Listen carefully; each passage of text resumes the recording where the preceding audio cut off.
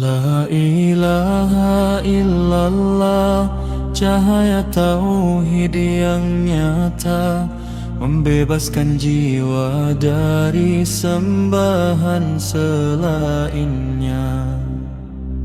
Lepas dari nafsu, harta dan mahkota dunia, hati merdeka hanya takut pada Yang Maha. Hidup tenang bermartabat tanpa dusta, itulah hikmah pertama, sangat indah dan nyata. La ilaha illallah, ajarkan ikhlas semata, tiada riya, tiada puji dari manusia. Amal diterima Allah, pahala sempurna, hati bersih dari penyakit yang bernoda. Segala ibadah murni karena cinta, hikmah kedua jernih bagai embun pagi buta. La ilaha illallah, sumber ketenangan jiwa, hanya Allah tempat bergantung yang perkasa. Zikir padanya hilangkan gelisah dan duka, tak ada cemas walau badai dunia menerpa. Segala urusan disandarkan pada Zat Maha Kuasa. Hikmah keempat menyejukkan bagai teduhnya rasa.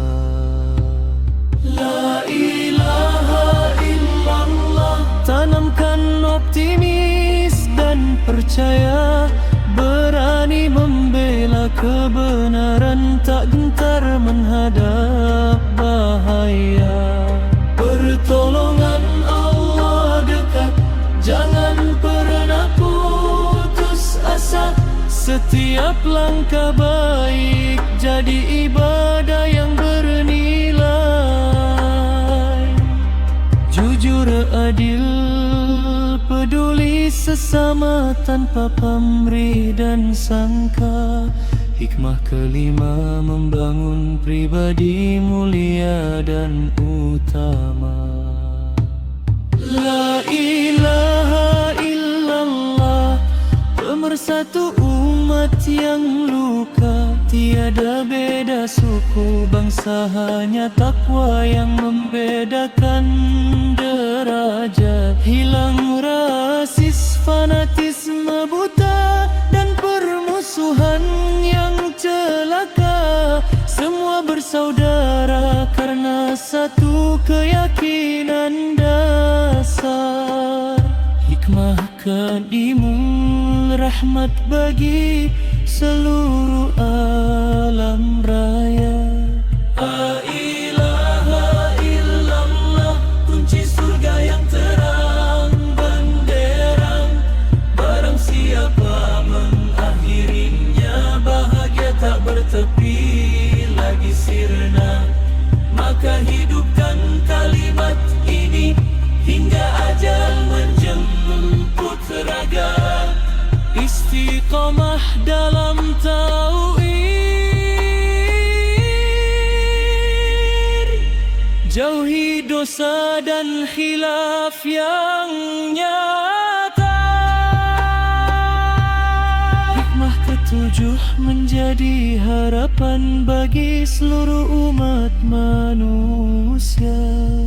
La ilaha illallah, Hanya kepadamu aku pasrah dan bersimpuh ya Rabb.